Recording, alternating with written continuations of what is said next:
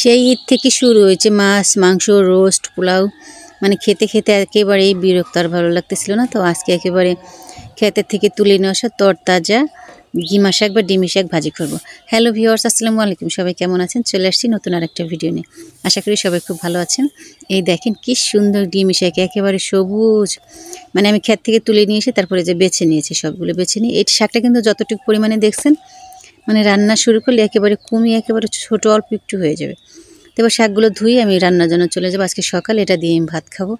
মুরগির মাংস আছে কিন্তু ওটা আমি খাবো না, মাংস খেতে একেবারেই ভালো লাগতেছে না। মানে এই কয়দিন ধরে যে কি শুরু হয়েছে, যেখানে যাচ্ছি মানে প্রচুর দাওয়াত, বাবার বাড়ি শ্বশুর বাড়ি ননদের বাড়ি, মানে অনেক জায়গা। শুধু ঈদ তো ঈদের পর দিন থেকে শুরু দাওয়াত খাওয়া শুরু হয়ে যায়। তো কি করব, শেষে আজকে বলছি আমি এসব খাবো না, আমি আজকে তিতা শাক খাবো।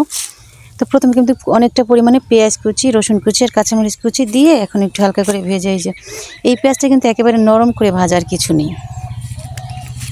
তারপর একটু হলুদের গুঁড়ো লবণ মরিচ দিয়ে এখন এটা আমি ভেজে নেব।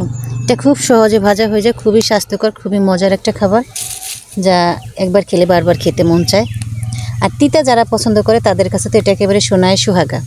আমার তো বেশ ভালো লাগে, করলা আমার ভালো লাগে। আবার এই শাকটা তো আমি মাঝে মাঝে, যদি আমি ঢাকায় আমার হাজব্যান্ডকে বলি যে তুমি বাজারে গেলে এটা খুঁজবা, আর সে যদি পায়, মানে তার চোখের সামনে পড়লে সে এটা কখনোই ফেলে আসে না। আর বাড়ি থেকে তো আমার শাশুড়ি, আমার মা, এরা মাঝে মাঝে একেবারে কুটে বেছে সুন্দর করে শাকগুলো শুধু পাঠিয়ে দেয়, কারণ জানে এটা আমি খেতে পছন্দ করি। আর আমার তো বাছাবাছির অত সময় থাকে না, তাই তারা সবসময়, মানে বেশিরভাগ ক্ষেত্রে বেছে একেবারে ফুল টুল ফেলে ডাটা ফেলে শুধু শাকগুলো আমার জন্য পাঠিয়ে দেয়। এটা অনেক মজার একটা ব্যাপার। তখন আমি শুধু ভেজেই খেয়ে নিই, খুব মানে দেখলেই আমার খেতে মন চায়, তো তাই আর তর্স না, তাই ভেজে নিই। তো আপনাদের সাথে কথা বলতে বলতে শাকটা কিন্তু ভাজি হয়ে গেছে। এই দেখেন একেবারে কমে একেবারে কতটুকু হয়ে গেছে, কিন্তু আমরা মানুষ কতগুলো বলেন। তারপরে একটু হয়ে যাবে আলহামদুলিল্লাহ। এই শাকটা যারা গ্রামে আছেন, আর এখন তো প্রচুর গরম পড়া শুরু হয়ে গেছে, এই শাকটা খুবই স্বাস্থ্যকর।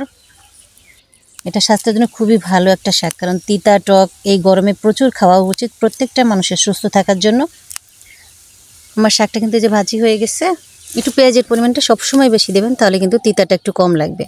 আবার অনেকে বলে যে হাতে তিতা থাকে, আমি ভাজি করলে মানে করলা হোক বা এই শাকটা একটু কম তিতাই লাগে, তাই এইগুলো আমার মার কাছে গেলে আমাকে ভাজি করতে বলে। ভাজি হয়ে গেছে, এখন কি আর বসে থাকা যায়? সেই এনার্জি কিন্তু নাই, মানে নিজেকে ধরে রাখার মতন এনার্জি নাই। এখন কিন্তু খেতে বসে গেছি, ভাত নিয়ে গরম গরম ভাত সিঁড়ির উপরে বসে পড়ছি খাওয়ার জন্য। তা আপনারা সবাই চলে আসেন। আমার তিতা শাক, গিমি শাক, আমরা বলি গিমি শাক, কেউ বলে ডিমি শাক, আসলে এটার আরও অনেক নাম আছে, যে যে নামে চিনেন বা জানেন।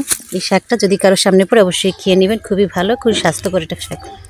সবাই ভালো থাকবেন, সুস্থ থাকবেন, আবার কথা হবে ইনশাল্লাহ। সবাই সুস্বাস্থ্য কামনা করে আজকের মতো বিদায় নিচ্ছে খেতে খেতে। আল্লাহ হাফেজ।